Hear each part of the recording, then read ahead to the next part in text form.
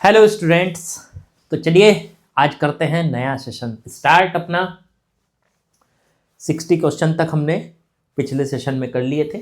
61 question से start करते हैं। जो बच्चे नए हैं उनको बता दें कि जो नीट के लिए और जेईई मेंस के लिए तैयारी कर रहे हैं वो बच्चे यहाँ आके प्रैक्टिस करते हैं। पढ़े चाहे कहीं पे भी, आप यहाँ पे आके प्रैक्टिस कर सकते हैं। एक चैप्टर के 100 क्वेश्चन कराए जाते हैं और बहुत अच्छे क्वेश्चन होते हैं उसमें। पुराने जेईई मेंस के भी, नीट के भी सारे कवर कर देता हूँ मैं। सभी नहीं, लेकिन अभी लेटेस्ट के पिछले 4-5 साल के नीट के और 1-2 साल के जेईई मेंस के हो जाते हैं उसमें। और बाकी के जो क्वेश्चंस होंगे वो आपको बहुत अच्छे मिलेंगे। ठीक है, आप टॉपिक वाइज क्वेश्चन होंगे ताकि आपको करने में भी मजा आए। ठीक, चलो खैर अभी हमारा चल रहा क्या है, तो चैप्टर नंबर 5 चल रहा है 12th का, मैग्नेटिज्म एंड मैटर। जो बच्चे 12th में भी अपने न्यूमेरिकल पोर्शन को बोर्ड्स के लिए अच्छा करना चाहते हैं तो वो भी आके यहाँ पे प्रैक्टिस कर सकते हैं क्वेश्चंस की। ठीक, चलो करते हैं शुरू। क्वेश्चन नंबर 61 से स्टार्टिंग करते हैं। Given below are 2 statements. 2 statement यहाँ पे दिए हुए हैं और हमको बताना है कि इनमें से कौन सा गलत है कौन सा सही है, या दोनों सही है या दोनों गलत है, ये बताना है। स्टेटमेंट 1 है the diamagnetic property depends on temperature. Diamagnetic property temperature पे डिपेंड करती है। गलत। याद कीजिए जब आपने डायामैग्नेटिक, पैरामैग्नेटिक और फेरामैग्नेटिक सब्सटेंस की प्रॉपर्टी लिखी थी तो आपने वहां पे ये लिखा था कि डायामैग्नेटिक टेम्परेचर से इंडिपेंडेंट होता है और पैरामैग्नेटिक और फेरामैग्नेटिक टेम्परेचर पे डिपेंड करते हैं। टेम्परेचर जैसे जैसे बढ़ाया जाता है, प्रॉपर्टी पैरामैग्नेटिक हो या फेरोमैग्नेटिक हो वो नीचे गिरने लगती है, कम होने लगती है। लेकिन डायामैग्नेटिक की प्रॉपर्टी टेम्परेचर से इंडिपेंडेंट होती है। तो स्टेटमेंट 1 हमारे लिए क्या हो गया, इन्होंने कहा कि डिपेंड करती है, हम कह रहे हैं कि नहीं करती, तो ये हमारे लिए हो गया फॉल्स, गलत है, रोंग है। आगे बढ़ो। The induced magnetic dipole moment in diamagnetic sample is always opposite to the magnetic field. ये बिल्कुल करेक्ट है भाई। अगर हम किसी मैग्नेटिक फील्ड के अंदर डायामैग्नेटिक सब्सटेंस को रखते हैं तो उसके अंदर जो मैग्नेटिक फील्ड पैदा होता है वो हमेशा बाहर लगे हुए फील्ड के अपोजिट डायरेक्शन में होता है। ये आपने पढ़ा था डायामैग्नेटिक के लिए। तो इन्होंने यही बोला है कि इंड्यूस्ड मैग्नेटिक डाइपोल मोमेंट, इसके अंदर जो मैग्नेटिक फील्ड पैदा हो रहा है in diamagnetic sample is always opposite to the magnetic field. तो ये बिल्कुल ट्रू है, ये सत्य बात है। पहला फॉल्स, दूसरा ट्रू। तो ऑप्शन चेक कर लो। Both statement first and second are false. गलत। Statement first is false and second is true. ये है ऑप्शन नंबर बी। तो बिल्कुल आसान सा सवाल था। चैप्टर के फॉर्मूले याद करके जरूर बैठा करो, या एक बार थोड़ा सा उसको रिवाइज करके जरूर बैठा करो, या एक काम किया करो। सबसे जरूरी बात क्या है कि जैसे कोई क्वेश्चन है, क्वेश्चन मैंने आपके सामने लगाया, उसको पॉज कर लो वीडियो को, क्वेश्चन को खुद से कोशिश करो। उसका फॉर्मूला अगर नहीं भी याद है तो अपनी कॉपी में जहां आपने पढ़ा होगा वो चैप्टर, उस कॉपी को खोल के उस फॉर्मूले को देख लो। फॉर्मूला या कोई प्रॉपर्टी या कोई कंसेप्ट वो आपकी कॉपी में लिखा हुआ मिल जाएगा आपको। तो उसे देखो और तब उसको सॉल्व करने की कोशिश करो। फिर उसके बाद वीडियो आगे बढ़ाओ, आंसर चेक कर लो। ठीक है, तो इस तरह से किया करो। सब कुछ कॉपी पेन किताब वगैरह लेके बैठा करो। चलो अगला सवाल लगाता हूं। चलिए नेक्स्ट क्वेश्चन मैंने लगा दिया, करते हैं क्वेश्चन की शुरुआत। क्या बोला है इसने जरा समझते हैं। 2 short magnetic dipoles M1 and M2। Okay, 2 छोटे मैग्नेटिक डाइपोल है। एक ये रहा M1, वो इस डायरेक्शन में रखा है, ठीक है। एक M2 इस डायरेक्शन में रखा है, ठीक है।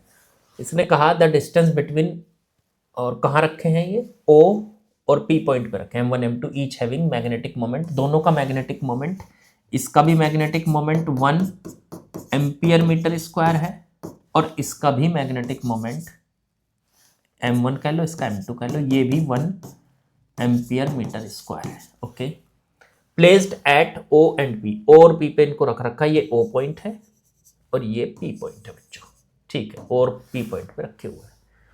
तो आपको बताना है O, the distance between OP, O से P तक की जो डिस्टेंस है ये 1 मीटर है, 1 मीटर है। Okay, the torque experienced by the magnetic dipole M2, M2 पे कितना टॉर्क लगेगा due to presence of M1, M1 की वजह से, तो वो इतना लगेगा। तो यहां पे क्या आएगा ये पूछा है।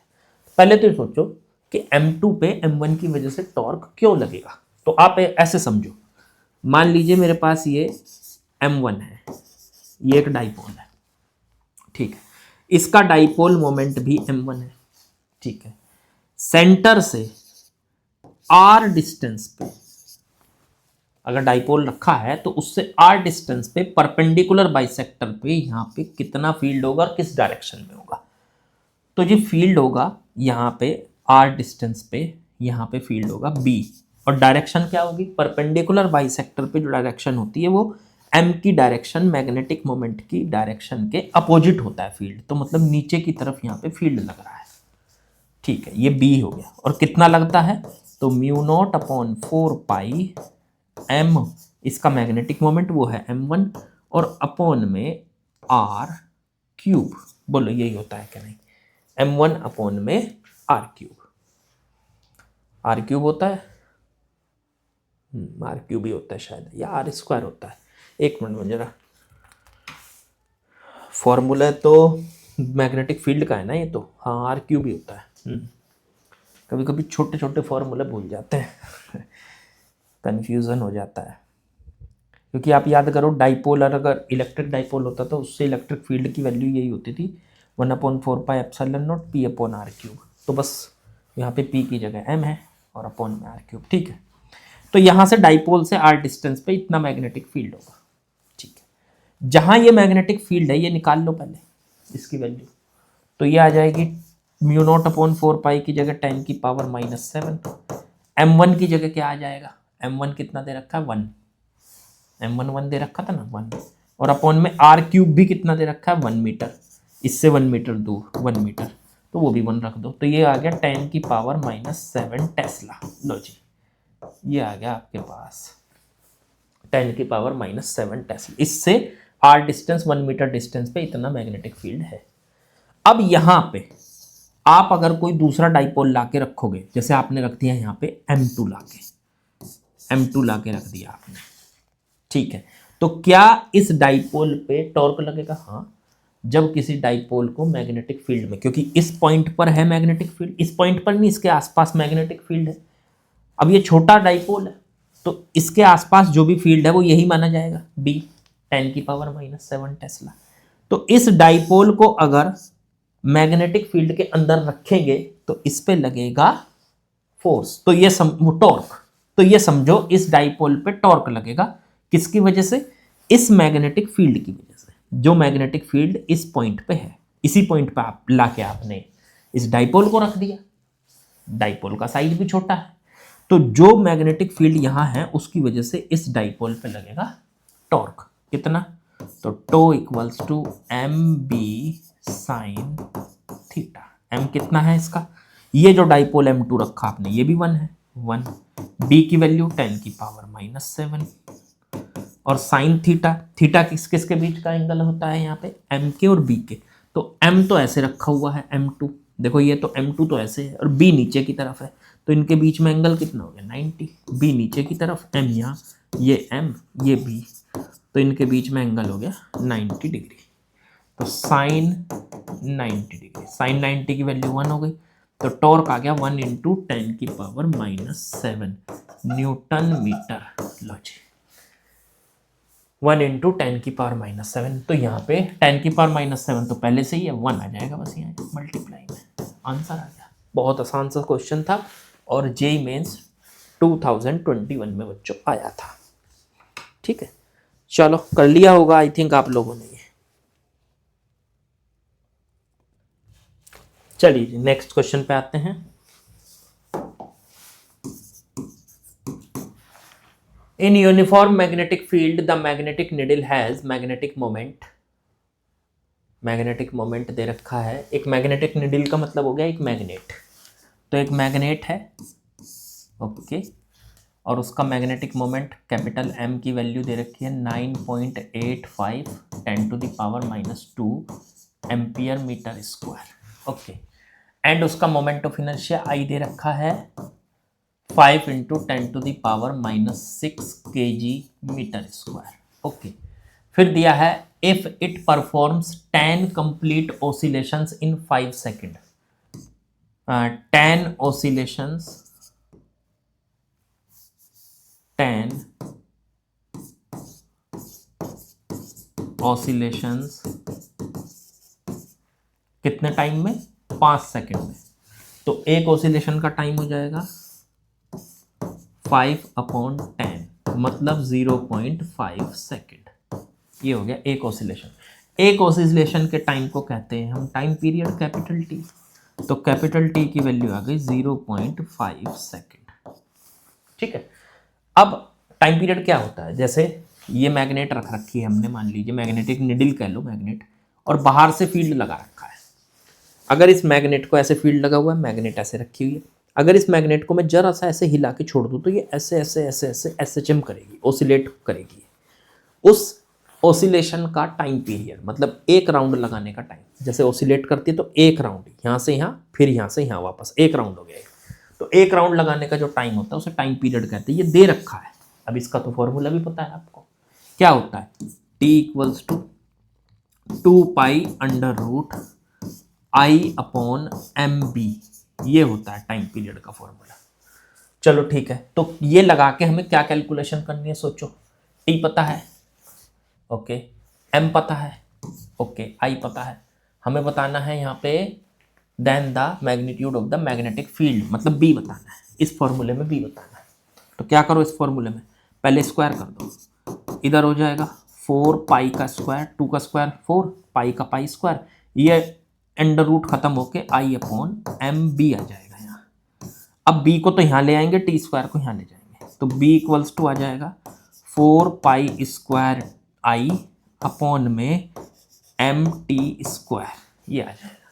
चलो 4π² की वैल्यू रख दो। देखो π² की वैल्यू क्या रखी है, ये ले लो 9.85 इंटू में I मोमेंट ऑफ इनर्शिया वो है 5 इंटू 10⁻⁻6 और अपॉन में m कितना दे रखा है 9.85 इंटू 10⁻⁻2 और टी कितना आया 0.5 का स्क्वायर। लो जी, ये आ गया। अब कुछ कट रहा है कोई, ये इससे कट गया पूरा पूरा, ठीक है। अब एक काम करो, ऊपर तो 4 इंटू 5 कितना हो गया 20 इंटू 10⁻⁻6, नीचे 10⁻⁻2 और ये 5 है, 5 को स्क्वायर कर दो 0.25 बन गया ये, अगर 0.5 का स्क्वायर करेंगे, और इंटू में 10⁻⁻2, पॉइंट हटाओ 100 से मल्टीप्लाई, ये ऊपर जाएगा, ये 10⁻4 हो जाएगा। अब कुछ कटेगा, 25 से इसको काट लो 4, ये हो जाएगा 80 इंटू 10⁻⁻6, ऊपर जाके ये -2 कट जाएगा, -4 बचेगा। ओके, अगर इसको लिखेंगे तो ये एक 0 इसके साथ एडजस्ट कर दो, 8 इंटू 10⁻⁻3 टेस्ला आ गया। आप इसको लिख सकते हो 8 मिली टेस्ला, तो आंसर बन गया यहाँ पे 8 मिली टेस्ला, तो आंसर हो गया 8। एकदम आसान, मतलब बस ये फॉर्मूला आपके याद होना चाहिए कि जब भी किसी मैग्नेट को उठा के आप मैग्नेटिक फील्ड में रखते हो, उसको फिर थोड़ा सा हिलाते हो और छोड़ देते हो तो वो SHM करती है, डांस करती है।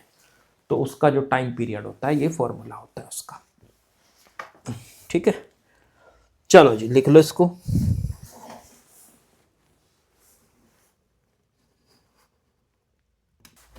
चलो जी, नेक्स्ट क्वेश्चन मैंने लगा दिया, क्वेश्चन नंबर 64। देखते हैं ये क्या कह रहा है। In a ferromagnetic material below the Curie temperature, ferromagnetic material में टेम्परेचर क्यूरी टेम्परेचर से कम टेम्परेचर। अच्छा सोचो, क्यूरी टेम्परेचर क्या था? फेरोमैग्नेटिक मटेरियल को गर्म करना शुरू करो, ठीक है, जैसे जैसे गर्म करते रहोगे उसका टेम्परेचर बढ़ता जाएगा बढ़ता जाएगा बढ़ता जाएगा। एक टेम्परेचर ऐसा आएगा जिसपे वो अचानक से उसकी मैग्नेटिक प्रॉपर्टी एकदम नीचे गिर जाती है, मतलब वो अपनी मैग्नेटिक प्रॉपर्टी को भूल जाता है, ऐसे समझ लो। उस टेम्परेचर को कहते थे क्यूरी टेम्परेचर, ठीक है। लेकिन जब तक आप उसका टेम्परेचर क्यूरी टेम्परेचर तक नहीं बढ़ाओगे तब तक उसके अंदर फेरोमैग्नेटिक प्रॉपर्टी मौजूद रहेंगी। तो इसका मतलब इसने कहा है कि क्यूरी टेम्परेचर से कम, तो मान लो ये है फेरोमैग्नेटिक मटेरियल और इसका टेम्परेचर क्यूरी टेम्परेचर पे पहुंच जाएंगे तो फिर तो इसकी मैग्नेटिक प्रॉपर्टी गायब हो जाएंगी। लेकिन अभी फिलहाल क्यूरी टेम्परेचर तक हमने बात नहीं पहुंचाई, तो अगर नहीं पहुंचाओगे वहाँ तक बात, तो क्या होगा, इसके अंदर छोटे छोटे डोमेन्स बने होते हैं ऐसे, उनको कहते हैं एरिया, डोमेन्स कह लो ऐसे। हर डोमेन के अंदर मैग्नेटिक मोमेंट वाले एटम होते हैं जो एक डायरेक्शन में इन अलाइंड होते हैं। जैसे इस एरिया के सारे इधर अलाइंड है मैग्नेटिक मोमेंट वाले एटम, इस एरिया के एटम इधर अलाइंड है, इस एरिया के एटम मान लीजिए इधर अलाइंड है, इधर अलाइंड है, ऐसे इस तरह से। इस एरिया के इधर अलाइंड है,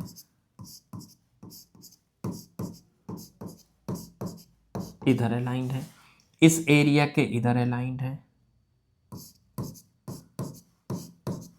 इस तरह से होते हैं, हमेशा हर जगह होते हैं इस तरह से। तो अब हमें इनमें चारों में से ऑप्शन चेक करना है। इन्होंने कहा ए डोमेन इज डिफाइंड, ये डोमेन है, ये जो छोटे छोटे एरिया बनाए हैं ये डोमेन है। अच्छा, डोमेन को किस तरह से डिफाइन किया जाता है? चार option, macroscopic region with zero magnetisation, एक मैक्रोस्कोपिक साइज का रीजन है, ठीक है, हाँ है, मैक्रोस्कोपिक साइज के ही होते हैं ये रीजन, लेकिन इनका मैग्नेटाइजेशन जीरो होता है, जीरो मैग्नेटाइज ना, ये गलत है। एक डोमेन का अपना एक पर्टिकुलर मैग्नेटाइजेशन होता है। जैसे ये वाला डोमेन निकाल लो इसमें से, अगर इसका इस डोमेन की बात करोगे आप, इस डोमेन की, ये वाला डोमेन मैंने बाहर निकाल लिया, तो इसके सारे के सारे जो एटम्स हैं वो एक ही साइड की तरफ देख रहे हैं, मतलब एक ही साइड की तरफ इनका मैग्नेटाइजेशन है, जीरो नहीं है, जीरो नहीं है। अगर आप देखोगे तो इनका मैग्नेटाइजेशन इस तरफ है, या ये कहो इनका मैग्नेटिक डाइपोल मोमेंट इस तरफ है, नेट मैग्नेटिक डाइपोल मोमेंट, ये जीरो नहीं है क्योंकि सारे एक ही साइड देख रहे हैं, तो ये ऑप्शन तो कट गया। फिर macroscopic region with saturation magnetisation, ये बिल्कुल ठीक है। इनके अंदर जो मैग्नेटाइजेशन होता है हर रीजन के अंदर एकदम सैचुरेशन पोजीशन में होता है, सैचुरेटेड। फेरोमैग्नेटिक में यही होता है कि जो भी डोमेन होता है हर डोमेन का मैग्नेटाइजेशन सैचुरेशन उसमें होता है, क्यूरी टेम्परेचर से कम, क्योंकि क्यूरी टेम्परेचर बढ़ाएंगे मतलब क्यूरी टेम्परेचर तक बात ले जाएंगे फिर तो ये मैग्नेटाइजेशन अपना खोने लगता है, लेकिन उससे कम पे रखेंगे तो ये अपने सैचुरेशन में रहता है, मैक्सिमम वैल्यू में रहता है। तो ये ऑप्शन ठीक लग रहा है मुझे अभी तक। आगे पढ़ो। A macroscopic region with randomly oriented magnetic dipoles, macroscopic region के अंदर randomly dipole, randomly oriented magnetic dipoles होते हैं? नहीं, देखो आप इसी के अंदर देख लो, क्या इसके अंदर सारे जो डाइपोल हैं, ये जो एरो लगा रखे मैंने, ये रैंडमली है, मतलब कोई इधर है कोई इधर है कोई इधर है कोई इधर, नहीं, ये सब एक ही डायरेक्शन में, तो ये भी गलत हो गया।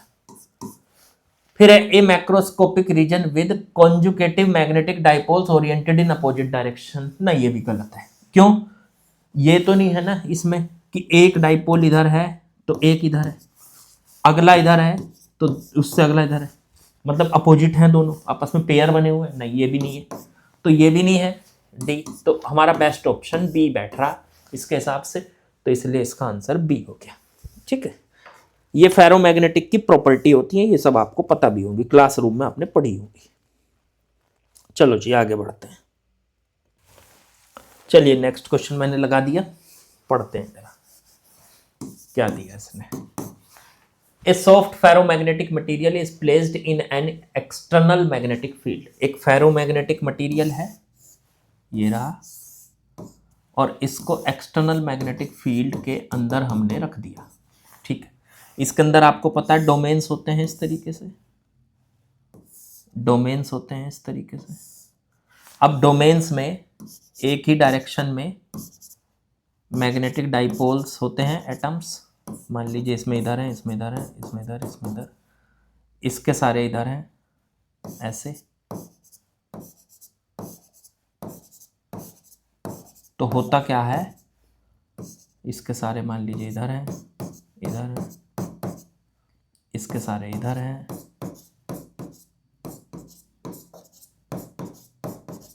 ऐसे हैं, इस तरह से। तो जब इसको बाहर से भी एक्सटर्नल लगा दिया जाता है, इस पे एक्सटर्नल मैग्नेटिक फील्ड लगा दिया जाता है, तो इनमें से क्या बात सच है?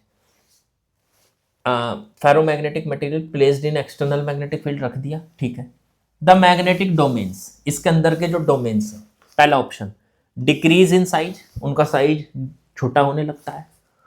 अब आपको याद दिलाऊं मैं, जब मैग्नेटिक फील्ड के अंदर रखते हो ना आप फेरोमैग्नेटिक मटेरियल को, तो पता क्या होता है फेरोमैग्नेटिक मटेरियल को, इसमें से कुछ डोमेन्स का साइज तो बढ़ने लगता है, जो बी के अलोंग है उनका साइज तो बढ़ने लगता है, और बाकी का साइज छोटा होने लगता है। अब जैसे मान लीजिए ये बीच वाला है, ये लगभग बी के अलोंग सा लग रहा मुझे इस तरफ, ये वाला भी इसी तरफ है, तो इनका साइज बढ़ने लगेगा और ये मैग्नेट आपको कुछ ऐसी नजर आने लगेगी, मतलब ये फेरोमैग्नेटिक मटेरियल कि ज़्यादातर जो साइड साइड के बचेगा, ये बीच बीच वाले सारे ऐसे सीधे हो जाएंगे, बीच बीच वाले ये सारे इस तरह से सीधे हो जाएंगे, मतलब इनका जो साइज है वो बढ़ने लगता है। ये जो बीच में है इन ये आपस में मिल गई है, और ये बाकी का जो है इनका साइज छोटा हो गया।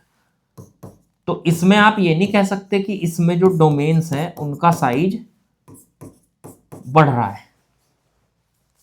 कुछ डोमेन्स ऐसे हैं जिनका साइज बढ़ता है, और साइड साइड वाले कुछ डोमेन्स, इसमें तो मैंने साइड में दिखाया, जरूर नहीं वो बीच में पड़ सकता है, तो कुछ डोमेन्स ऐसे होते हैं जिनका साइज छोटा होता है। तो ऑप्शन ये तो मेरे हिसाब से बैठना नहीं चाहिए, क्योंकि इसमें तो सिर्फ डिक्रीज लिखा है इसने कि साइज छोटा होता है। कुछ डोमेन्स ऐसे भी तो होते हैं जिनका साइज बढ़ता है, जिससे वो एक तगड़ी मैग्नेट बनती है, एक पावरफुल मैग्नेट बनती है। तो ये तो है नहीं। फिर increase in size but no charge orientation, size बढ़ता है, नहीं ये भी नहीं हो सकता। साइज बढ़ता भी है घटता भी है। मे इंक्रीज और decrease in size and change in orientation, charge नहीं है ये, चेंज है यहाँ, चेंज इन ओरिएंट, हाँ ये बिल्कुल ठीक है, सी वाला। साइज, कुछ डोमेन्स ऐसे होते हैं जिनका साइज कम होता है और कुछ डोमेन्स का साइज बढ़ता है, क्योंकि उसके अंदर के जो एटम्स हैं, या ये कह लो उसके अंदर के जो डाइपोल्स हैं, वो फील्ड की डायरेक्शन में अलाइन हो जाते हैं, तो उनका साइज बढ़ जाता है। ऐसे डोमेन्स का साइज बढ़ जाता है जो फील्ड की डायरेक्शन में अलाइन है या अलाइन हो सकते हैं, तो उनका साइज तो बढ़ जाएगा, और बाकी के जो अलाइन नहीं हो पा रहे उनका साइज कम होने लगता है। ठीक है, have no relation with external magnetic field, नहीं ये भी गलत है, सी सही है, सी बैठ रहा सही। तो ये जो है कुछ फेरोमैग्नेटिक की इंफॉर्मेशंस हैं, जो प्रॉपर्टीज हैं वो आपने पढ़ी होंगी, उससे ये आप इसको आसानी से कर सकते हो। चलिए बच्चों, नेक्स्ट क्वेश्चन मैंने लगा दिया, देखते हैं क्या कहा है इसमें। Statement 1, the ferromagnetic property depends on temperature, at high temperature ferromagnet becomes a paramagnet, बिल्कुल सही है। ये फेरोमैग्नेट की प्रॉपर्टी में लिखवाया जाता है कि जब आप किसी फेरोमैग्नेटिक सब्सटेंस को, जो कि मैग्नेट बन चुका है, ठीक है, उसको गर्म करना शुरू करो, तो जैसे जैसे आप उसको गर्म करते जाएंगे एक टेम्परेचर ऐसा आएगा जब वो अपनी प्रॉपर्टी एकदम से खो देता है। उस टेम्परेचर को कहते हैं क्यूरी टेम्परेचर, और वो अपनी प्रॉपर्टी खो देता है, एक स्ट्रॉन्ग मैग्नेट एक वीक मैग्नेट बन जाता है, मतलब वो फेरोमैग्नेट पैरामैग्नेट बन जाता है। इसलिए हमारा स्टेटमेंट 1 क्या है, एकदम करेक्ट है। स्टेटमेंट 2 पढ़ो, at high temperature the domain wall area of ferromagnetic substance increases, domain का एरिया बढ़ने लगता है, बढ़ने नहीं लगता, घटने लगता है, क्योंकि अगर डोमेन का एरिया बढ़ेगा तो वो मैग्नेट स्ट्रॉन्ग होगी, डोमेन का एरिया घटेगा तो मैग्नेट वीक होगी। जब आप उसे गर्म करोगे तो वो वीक मैग्नेट बनती है, फेरोमैग्नेट से पैरामैग्नेट बनता है, ये इसलिए गलत है। तो इसलिए हमारा ऑप्शन बैठेगा statement 1 is true but statement 2 is false, option A. तो आसान आसान से सवाल है, चलो अगले सवाल पर आते हैं। चलिए क्वेश्चन लगा दिया मैंने। नेक्स्ट देखते हैं क्या दिया है, पढ़ते हैं जरा इसको। क्वेश्चन नंबर 67 पे पहुंच चुके हैं बच्चों। चलो सवाल पढ़ते हैं। Which of the following statements are correct. ये कुछ स्टेटमेंट दिए हैं, इनमें से कौन कौन से स्टेटमेंट करेक्ट है समझते हैं। पहला, electric monopoles do not exist whereas magnetic monopoles exist. गलत। ये बोल रहा है कि इलेक्ट्रिक मोनोपोल्स एग्जिस्ट नहीं करते। मोनोपोल्स का मतलब क्या होता है, प्लस क्यू चार्ज और माइनस क्यू चार्ज अलग अलग नहीं रह सकते, ऐसा कह रहा है ये। जबकि हमें पता है प्लस क्यू चार्ज अलग रह सकता है, माइनस क्यू चार्ज अलग रह सकता है। साथ में ये भी कह रहा है कि जो मैग्नेटिक मोनोपोल्स होते हैं वो एग्जिस्ट करते हैं, नॉर्थ और साउथ। ये कह रहा है कि नॉर्थ और साउथ मोनोपोल्स का मतलब हुआ अलग अलग रह सकते हैं।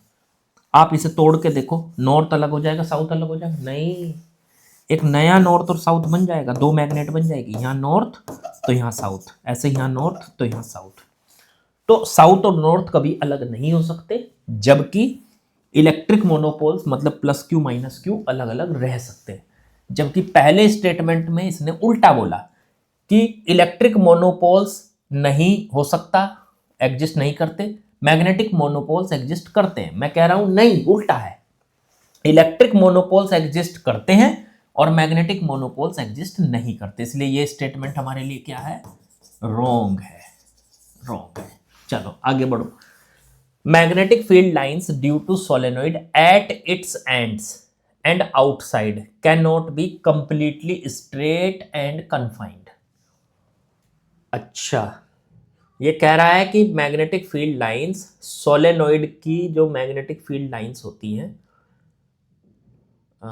एट इट एंड्स, एंड पर एंड आउटसाइड कंप्लीटली स्ट्रेट नहीं हो सकती, कंप्लीटली स्ट्रेट और कन्फाइंड नहीं हो सकती। तो ये तो सही है स्टेटमेंट। मान लो ये है सोलेनोइड, सोलेनोइड के अंदर लाइनें जो होती हैं वो तो होती है कंप्लीटली स्ट्रेट, लेकिन बाहर निकलने पे लाइनें ऐसे घूम जाती हैं, ऐसे घूम जाती हैं, इधर भी ऐसे घूम रही हुई होती हैं, ऐसे घूम जाती है बाहर निकलने पर। तो अंदर तो स्ट्रेट होती है, एंड पॉइंट्स पर स्ट्रेट नहीं होती। ये भी यही कह रहा है कि magnetic field lines due to solenoid at its ends and outside can not be completely straight, completely straight नहीं हो पाती बाहर या एंड पर। तो बिल्कुल ठीक है, यहां पे एंड पर ये घूम गई तो कंप्लीटली स्ट्रेट नहीं है, और बाहर भी जब ये ऐसे चलती है तो ऐसे लूप बनाती है, तो वहां पे भी स्ट्रेट नहीं रहती है। तो ये तो सही है हमारे हिसाब से, ट्रू। ये रॉन्ग था पहले वाला। C, magnetic field lines are completely confined with a toroid. Completely confined का मतलब है पूरी तरीके से बंधी हुई। हाँ, कंप्लीटली कन्फाइंड ये भी ट्रू है।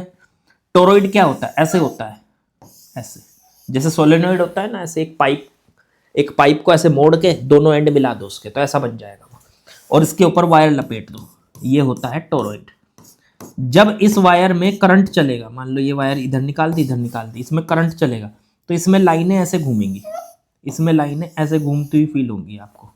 तो ये जो लाइन घूमती हुई फील होती है इसमें, ये जो लाइंस इसके अंदर घूमती हुई फील होती हैं, तो ये लाइंस ही जो होती हैं इनको कह सकते हो आप कि ये कंप्लीटली कन्फाइंड है इसके अंदर, मतलब कन्फाइंड का मतलब बंधी हुई है।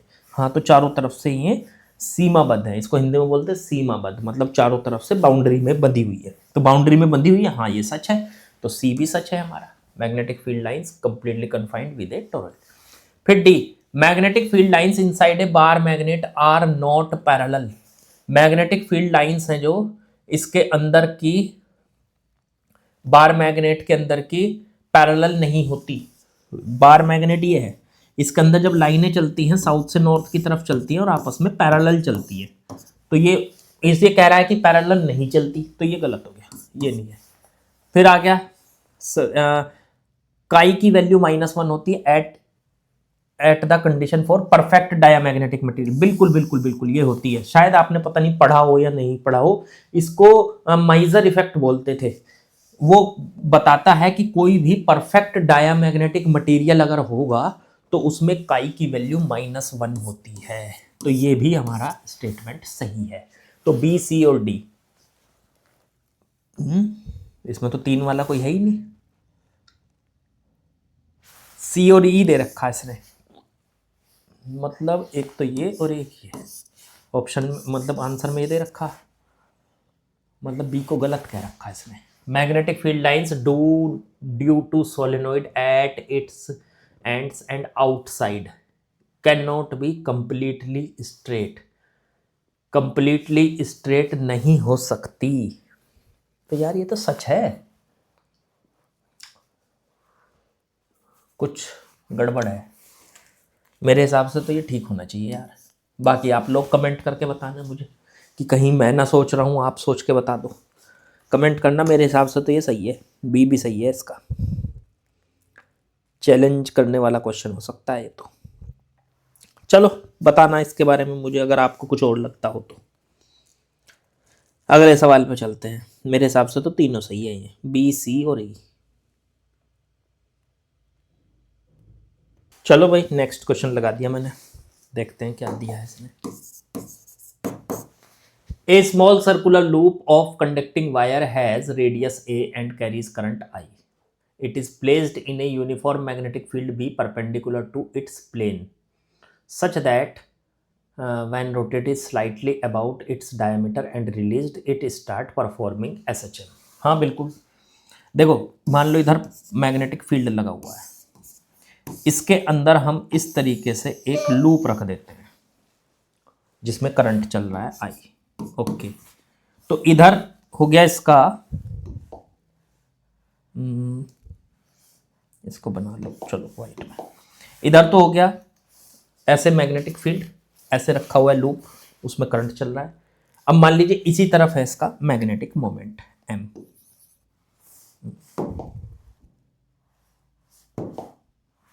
इसका मैग्नेटिक मोमेंट इस तरफ है ऐसे ही, इधर ही तो देखो मैग्नेटिक फील्ड है बी, और इधर ही इसका मैग्नेटिक मोमेंट है एम, और बी भी इस तरफ ही है बी। तो फिलहाल एम भी इस तरफ है, बी भी इसी तरफ है। एम की वैल्यू क्या होगी लूप के लिए, तो लूप का एरिया, एम का वैल्यू क्या होता है लूप के लिए, करंट में number of turns into current into area, ये होता है। नंबर ऑफ टर्न्स तो कुछ दिए नहीं, इसका मतलब एक ही है। करंट इसके अंदर का आई ले लो, एरिया इसका पाई ए स्क्वायर, इसकी रेडियस क्योंकि ए दे रखी पाई, तो एम की वैल्यू आ गई पाई ए स्क्वायर आई। ये तो एम हो गया इसके अंदर का मैग्नेटिक मोमेंट। एक जिसके अंदर करंट है लूप के अंदर, वो एक मैग्नेट की तरह काम करता है, उसका मैग्नेटिक मोमेंट होता है। अगर हम इस लूप को ऐसे, इसका मैग्नेटिक मोमेंट इधर है, हल्का सा ऐसे डिस्प्लेस करके छोड़ दें डायामीटर के अबाउट, ऐसे जैसे लूप है ये, तो डायामीटर के अबाउट ऐसे डिस्प्लेस करके छोड़ दे, इसका मैग्नेटिक मोमेंट इधर घूमेगा थोड़ा सा, और फिर ये ऐसे ऐसे लूप ऐसे ऐसे करने लगेगा, एसएचएम करने लगेगा। तो आप खुद से सोचो, ऐसे है लूप, ऐसे है लूप, आपके सामने मैं ऐसे करता हूँ, मान लो मैग्नेटिक फील्ड ऐसे लगा हुआ है, ऐसे लूप है, तो लूप का मैग्नेटिक मोमेंट इधर हो गया इस तरफ, फील्ड भी इधर है, ठीक है, ये लूप है। अगर इस लूप को इस डायामीटर के अलोंग ऐसे, ये लूप है, ऐसे लूप है, और इसको डायमीटर के अलोंग थोड़ा सा ऐसे घुमा के ऐसे छोड़ दो, तो ये ऐसे ऐसे ऐसे चम करेगा। पहले सिचुएशन समझ लो। तो डायमीटर के अलोंग जब आप इसको घुमा के थोड़ा सा छोड़ेंगे, तो ये जो एम है इसका मैग्नेटिक मोमेंट, लूप का मैग्नेटिक मोमेंट, ये है इसका डायमीटर, इसके अलोंग आपने इसको ऐसे करके थोड़ा सा छोड़ा, तो ये ऐसे ऐसे ऐसे चम करेगा, ऐसे ऐसे घूमा, तो इसका मैग्नेटिक मोमेंट ऐसे ऐसे घूमा। ये मैग्नेटिक मोमेंट है ना जो इसका, ये ऐसे समझो ये मैग्नेट है, ये इसका मैग्नेटिक फील्ड है। तो जब भी किसी मैग्नेट को मैग्नेटिक फील्ड के अंदर थोड़ा सा घुमा के छोड़ देते हैं, तो वो ऐसे चम करती है, ऐसे मैग्नेट। तो ऐसे ये लूप भी ऐसे ऐसे डांस करेगा, ऐसे चम करेगा, ठीक है। तो ये एसएचएम का टाइम पीरियड कितना होता था, 2π√I/mb, यही पूछा है इसने यहाँ पे। Rotated slightly about its diameter and released, it starts performing simple harmonic motion, time period t, mass of the loop is m, loop का मास m है। then तो कैलकुलेट करो ये, तो ठीक है कैलकुलेट कर लेंगे। एक तो आपको चाहिए इसमें i की वैल्यू। अब लूप है, लूप लूप के डायामीटर के अबाउट ये ऐसे लूप है और डायामीटर के अबाउट ये ऐसे ऐसे घूम रहा है, तो डायामीटर ये है। तो डायामीटर के अबाउट जब कोई रिंग घूमती है तो उसका आई क्या होता था, half M R square, R उसकी रेडियस, तो रेडियस है यहाँ पे ए, तो वो रख दो यहाँ। तो रखो 2 पाई अंडर रूट में आई की value half M A square, capital M की value pi A square I into में मैग्नेटिक फील्ड कितना बी, ए स्क्वायर से ए स्क्वायर कट गया, ये 2 नीचे पहुंच जाएगा, 2 पाई अंडर रूट में एम अपॉन में 2 पाई आई बी, ये हो जाएगा। ओके, इस 2 पाई को अंदर ले जाओ तो ये बन जाएगा अंडर रूट में 2 पाई का square 4 pi square M upon में 2 पाई आई बी, पाई से एक पाई कट गया, 2 से इसको काटा 2, ऊपर बचा 2 pi M upon I B, यही है हमारा आंसर। है कोई सा, 2 pi M upon I B, option number C is correct. बहुत आसान सा था, बस आपको फॉर्मूला याद होना चाहिए इसकी और इसका कंसेप्ट पता होना चाहिए। चलो नोट कर लो इसको, आई थिंक कर भी लिया होगा आपने। चलो अगला सवाल लगाते हैं। चलो जी अगले क्वेश्चन पे चलते हैं, लगा दिया मैंने। Question number 69, A small bar magnet placed with its axis at 30 degree with an external field.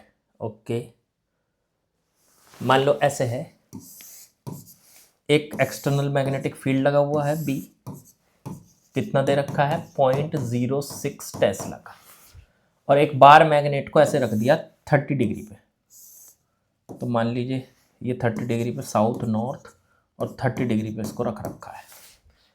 Okay, it experience A torque, इस पे लगेगा टॉर्क, बिल्कुल टॉर्क का फॉर्मूला याद होगा आपके, एम बी साइन थीटा।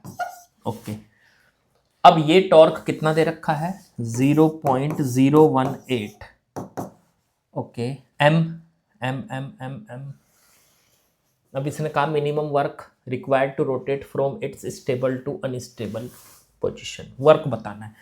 चलो एम नहीं पता हमें, एक तो यहाँ एम पता कर लो पहले, वर्क में भी काम आएगा ये, और इनटू में बी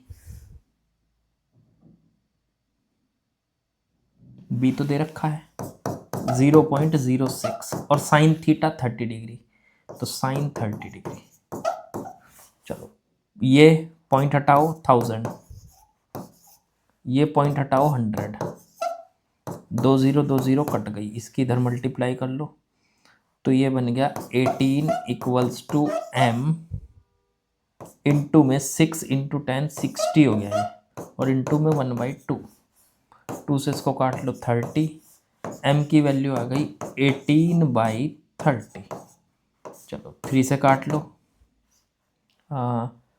3 से कट जाएगा, 6 से भी कट जाएगा, हाँ 6 से कट जाएगा,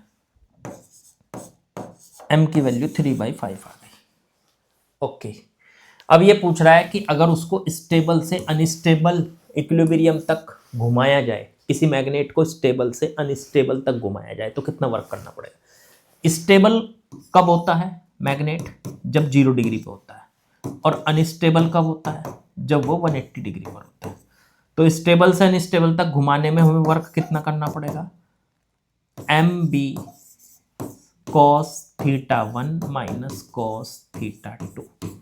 तो एम की वैल्यू आई 3/5, बी की value 0.06 tesla, cos theta 1 cos 0 degree, cos theta 2 cos 180 degree. चलो जी 3/5 पॉइंट हटाओ 100, 5 से काटो, नहीं कट रहा, तो ये बन गया 18 अपॉन में 500। ओके, इनटू कॉस 0 की वैल्यू, कॉस 0 की वैल्यू होगी भाई 1, और कॉस 180 की वैल्यू -1, माइनस माइनस प्लस हो जाएगा, +1, 2 हो गया ये, 2 इंटू 18 36 अपॉन में 500 आ गए। एक काम करो, ऊपर नीचे 2 से मल्टीप्लाई कर लो, 72 अपॉन 1000 हो गए। अब ये ऊपर ले जाओ, तो ये बन गया 7.2 इंटू 10 की पावर -2। चेक करो कोई है क्या? डी है, 7.2 इंटू 10 की पावर -2 जूल। इतना वर्क करना पड़ेगा। ठीक है जी, बिल्कुल आसान ये भी क्वेश्चन। बढ़ते हैं आगे, शायद आपने कर भी लिया होगा। जिन जिन बच्चों ने किया है प्लीज कमेंट करके जरूर बताइएगा। ठीक है, चलो आगे बढ़ते हैं। चलो जी, नेक्स्ट क्वेश्चन मैंने लगा दिया, क्वेश्चन नंबर 70। देखते हैं जी क्या है सवाल। A circular coil has moment of inertia 0.8 kg meter square around any diameter. It is carrying current to produce a magnetic moment PF। ये क्या लिखा पता नहीं। चलो, मैग्नेटिक मोमेंट दिया है 20 ampere metre square. The coil is kept initially in a vertical position and it can rotate freely around a horizontal diameter. Okay. When a uniform magnetic field 4 Tesla is applied along the vertical, it starts rotating around its horizontal diameter. The angular speed of coil acquires after rotating by 60 degree will be, okay, the angular speed the coil acquires after rotating by 60 degree will be। सबसे पहले एक एक करके इसकी पूरी information लिख लेते हैं। कॉइल है, मोमेंट ऑफ इनर्शिया है उसका, अराउंड एनी डायमीटर, ठीक है। Carrying current to produce a magnetic moment, मतलब उतना करंट उसके अंदर है कि उसका मैग्नेटिक मोमेंट दिया है 20 एम्पियर मीटर स्क्वायर। ये पीएफ शायद गलती से लिखा गया होगा। The coil is kept initially in vertical position, coil को ऐसे वर्टिकल पोजिशन में रखा हुआ है। And it can rotate freely around horizontal diameter, और उसका जैसे कॉइल ऐसे रख रखी है वर्टिकल पोजीशन में, ऐसे रखी हुई है, और हॉरिजॉन्टल डायमीटर के अबाउट वो ऐसे घूम सकती है। जैसे कॉइल है या ऐसे कॉइल है, ये उसका हॉरिजॉन्टल डायमीटर, ये ऐसे ऐसे घूम सकती है, ऐसे रखी हुई है। ये है उसका हॉरिजॉन्टल डायमीटर, ये ऐसे घूम सकती है। ओके, तो फिर यहाँ से horizontal diameter, when a uniform magnetic field of 4 Tesla का फील्ड है यहाँ पे, अप्लाइड अलोंग वर्टिकल, ऊपर की तरफ यहाँ पे फील्ड लगा दिया हमने बी। ओके, कितना है 4 टेस्ला, ठीक है, vertical. It starts rotating around its horizontal diameter, तो ये घूमना शुरू कर देती है, rotating around its horizontal diameter. अब ये पूछ रहा है इसकी एंगुलर स्पीड बताओ जब ये 60 डिग्री घूम चुकी होगी। ऐसे समझो, ये रही कोइल का ये डायमीटर।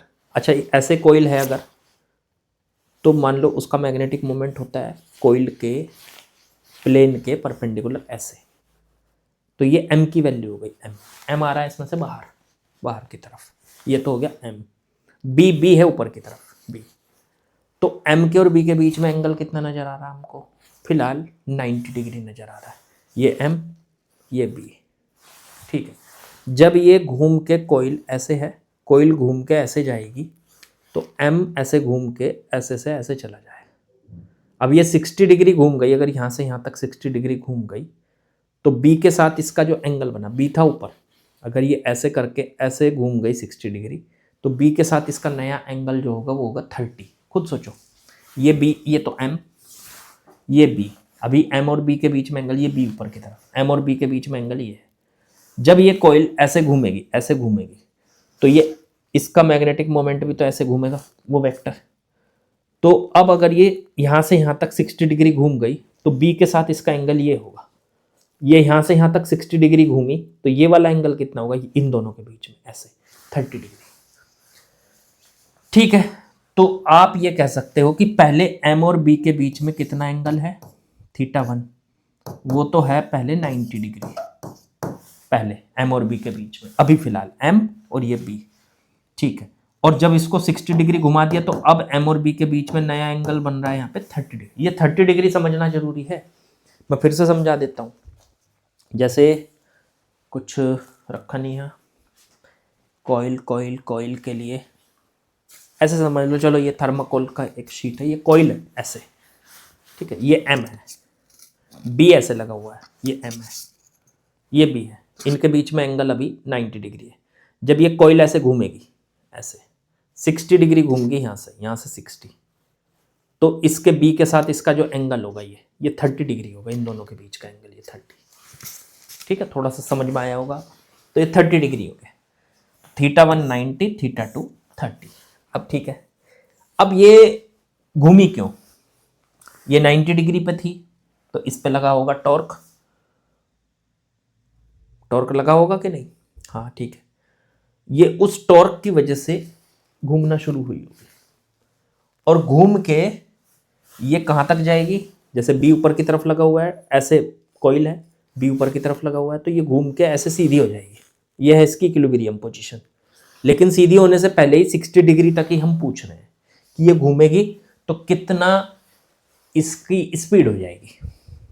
एक बात सोचो, स्पीड का रिलेशन या तो इक्वेशन वगैरह से निकलता है, लेकिन समस्या यह है कि इस पे लगने वाला जो टॉर्क है वो हर एंगल पे चेंज हो रहा है।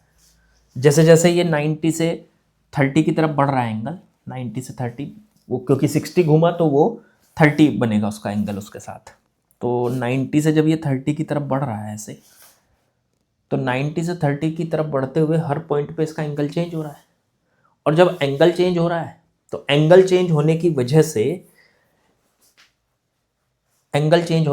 से इसका हर पॉइंट पर एंगुलर एक्सेलरेशन भी चेंज हो रहा होगा, क्योंकि टॉर्क बदल रहा है, टॉर्क बदल रहा होगा तो एंगुलर एक्सेलरेशन चेंज हो रहा होगा। तो किस तरह से करें ऐसे सवाल को, तो इस तरह के सवाल को जिसमें कोई चीज़ चेंज होती है तो एनर्जी से भी सोच सकते हैं कि वो घूमेगी तो एनर्जी तो बदल रही है, तो जब वो घूम रही है उस पर टॉर्क लग रहा है, वो घूम रही है, तो इसका मतलब उसका एनर्जी कंजर्व है।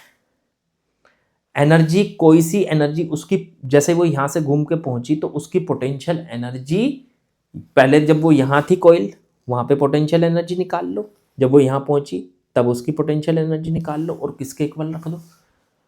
मतलब आपको सीधा सीधा सा पॉइंट बता रहा हूँ। अभी फिलहाल इस तरफ इसका m है, ठीक है, और इस तरफ b है, तो 90 डिग्री का एंगल है। इस टाइम पे इसकी पोटेंशियल एनर्जी है u1, प्लस इसी टाइम पे ये चलना शुरू कर दी रही है तो इसकी काइनेटिक एनर्जी है k1। और जब ये 60 डिग्री एंगल घूम चुकी होगी, मतलब इसका अब नया एंगल 30 बन रहा होगा, तो उस टाइम पे इसकी पोटेंशियल एनर्जी u2 और काइनेटिक एनर्जी हो जाएगी k2, ठीक। तो इन दोनों को आपस में बराबर रख दो, एनर्जी कंजर्वेशन लॉ ये लगा दिया मैंने, एनर्जी कंजर्वेशन लॉ, ठीक है। तो चलो u1 की वैल्यू रखो, तो आपको पता है थीटा एंगल पे u कितना होता है, माइनस का p dot e, sorry m dot b, ये होता है थीटा एंगल पे। तो ठीक है, यही लगाने जा रहा हूं मैं, u1 की जगह तो लगाऊंगा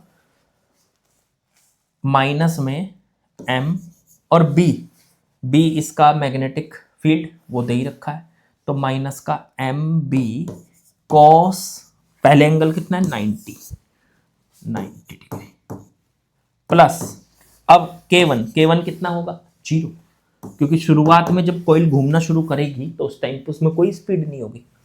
फिर है u2, थोड़ा घूमने के बाद, कितना घूमने के बाद, अब उसका नया एंगल कितना है उसके साथ 30, तो माइनस का mb, अब उसका नया cos 30 डिग्री, और प्लस में k2 उसकी नई एनर्जी। जब वो घूम रही है तो घूमने के साथ में कौन सी एनर्जी होती है, रोटेशनल एनर्जी होती है, रोटेशनल काइनेटिक एनर्जी कितनी होती है, वो ½ I ओमेगा स्क्वायर। यहां से ओमेगा की वैल्यू निकाल लो, cos 90 तो 0 हो गया, तो पूरी टर्म 0 हो गई, इसे इधर ले आओ, mb cos 30 cos 30 degree equals to half I की वैल्यू रख लो। आई की वैल्यू क्या होती है? अब ये क्या है? ये एक रिंग है और रिंग का डायामीटर के अलोंग कितना आई होता है? हाफ एम आर स्क्वायर और ओमेगा स्क्वायर। चलो जी, ये आ गया एम बी। एम की वैल्यू है एम है एम है एम है, हाँ, मोमेंट ऑफ इनर्शिया पूरा ही दे रखा। अच्छा, ये पूरी वैल्यू दे रखी है और एम इसका ये 20 दे रखा है, तो ये 20 है। बी कितना दे रखा? 4 cos 30 √3/2 इक्वल्स टू, ये बन गया हाफ, ये पूरा का पूरा मोमेंट ऑफ इनर्शिया आई की वैल्यू दे रखी 0.8 और इनटू ओमेगा का स्क्वायर। चेक, ये 2 से 2 कट गया, पॉइंट हटाओ, नीचे 10 लिखो, ठीक है। इसकी मल्टीप्लाई इससे इसको काट दो 2, इससे इसको काट दो 5 की मल्टीप्लाई इधर कर लो 100√3 इक्वल्स टू ओमेगा स्क्वायर।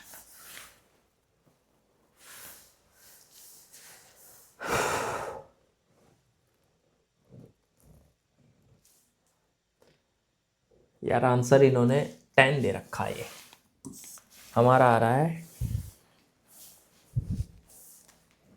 10 से थोड़ा सा ज़्यादा। इसका मतलब इन्होंने एंगल लिया है θ1 2 तो लिया है 60 और ये लिया है 90। पर यार ये तो angular speed of coil acquires कितनी speed after rotating 60 degree.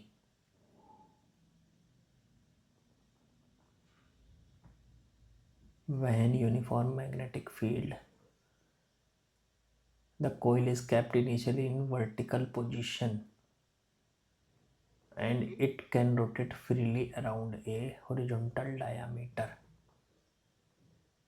The coil is kept initially in vertical position, vertical position में रख दिया हमने इसको, और मैंने मैग्नेटिक फील्ड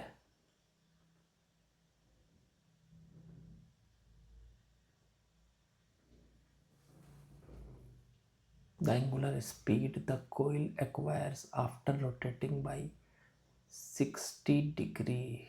कोयल जो है वो जब 60 डिग्री रोटेट हो जाएगी। यार ये तो आंसर हमारा ठीक होना चाहिए भाई। जब कोयल ऐसे है उसका मैग्नेटिक फील्ड ऐसे हो गया, मैग्नेटिक मोमेंट, और वो ऐसे घूम रही है। बी ऐसे है वर्टिकल, बी कैसे लगा रखा है इन्होंने? वर्टिकली तो है। एक बार और पढ़ लेता हूँ, वैसे बिल्कुल सही बैठ रहा हमारा तो answer. Circular coil has moment of inertia this around any diameter and it's carrying current to produce magnetic moment this. ठीक है, यहाँ तक तो। Coil is kept initially in a vertical position, coil को वर्टिकल पोजिशन में रखा। देखो vertical position का मीनिंग तो यही होता है ना, ऐसे रखा, क्योंकि ऐसे रखते तो वो तो हॉरिजॉन्टल पोजिशन होती, तो ऐसे रखा। ठीक है, ये तो ठीक है यहाँ तक। And it can rotate freely around a horizontal diameter, ऐसे रखा और उसका जो हॉरिजॉन्टल डायमीटर है उसके अराउंड वो ऐसे ऐसे रोटेट हो सकती है, ऐसे ऐसे। ये भी ठीक है यहाँ तक। When uniform magnetic field is applied along the vertical, vertical ऊपर की तरफ लगाया फील्ड, इट स्टार्ट्स रोटेटिंग, वो उसने घूमना शुरू कर दिया। And starts rotating around its horizontal diameter, अपने हॉरिजॉन्टल डायमीटर के अराउंड वो घूमती है। उसकी स्पीड बताओ। Speed of the coil acquires after rotating by 60 degree, जब वो 60 डिग्री घूमेगी, 60 डिग्री घूमने के बाद उसकी स्पीड बतानी है। एक्वायर्स आफ्टर रोटेटिंग 60 डिग्री मतलब वो जब वो ऐसे 60 डिग्री घूम जाएगी। तो एक बात तो बताओ, ये एम है, जब कोयल ऐसे 60 डिग्री घूम जाएगी तो बी के साथ तो उसका नया एंगल, पहले तो 90 था जब कोयल ऐसे थी, और अब ऐसे घूम गई 60 डिग्री, तो यहाँ से 60 डिग्री घूमी ना, तो ये तो 30 बनेगा यार। बी के और एम के बीच में एंगल, तो 30 लिया जाना चाहिए मेरे हिसाब से, तो आंसर सही होना चाहिए।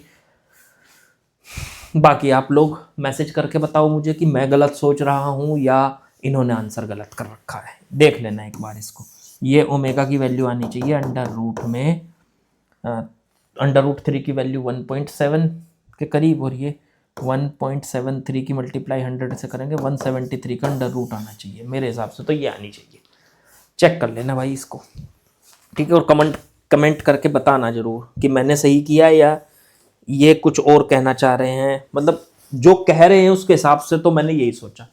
वैसे इन्होंने यहाँ पे ये आंसर दे रखा है θ2 को 60 डिग्री रख के, 60 डिग्री रख के करेंगे हम तो ये वाला आंसर आ जाएगा, पर मेरे हिसाब से ये आंसर बन नहीं रहा मेरे हिसाब से, जैसे इन्होंने लैंग्वेज दे रखी। अब या तो लैंग्वेज में फ़र्क है थोड़ा सा, या मेरे समझने में फ़र्क हो रहा कुछ, तो प्लीज़ जिसने किया हो तो वो ज़रूर बताए। अगर किसी ने कर लिया हो इसका आंसर तो वो उसमें मैसेज करके बताइएगा प्लीज़, ठीक है। चलिए बाकी यहीं पे ख़त्म करते हैं आज का सेशन। हमने आज भी 10 क्वेश्चन तक लगा लिए 61 से लेके 70 तक, और आपको अच्छे लगे हों, बढ़िया मज़ा आया हो करने में क्वेश्चंस को, तो प्लीज़ लाइक शेयर सब्सक्राइब, जिससे कि थोड़ा सा यार मुझे भी मोटिवेशन का कुछ कारण दो कि कुछ हाँ चल रहा है साइड में, ये है कि मतलब कोई मुझे देख रहा है। कुछ कमेंट वमेंट कर दिया करो जिससे पता चले आगे के लिए। फिर मोटिवेशन ये बहुत बड़ी चीज़ होती है, आपके लिए तो ज़रा सा काम होता है, मैसेज करना, लाइक करना, सब्सक्राइब करना, हमारे लिए बड़ा मोटिवेशन होता है। तभी हम कर पाते हैं कि हाँ कोई हमसे जुड़ा हुआ है, कोई देख रहा है हमको, ठीक है। चलिए बाकी का कल करते हैं। ओके।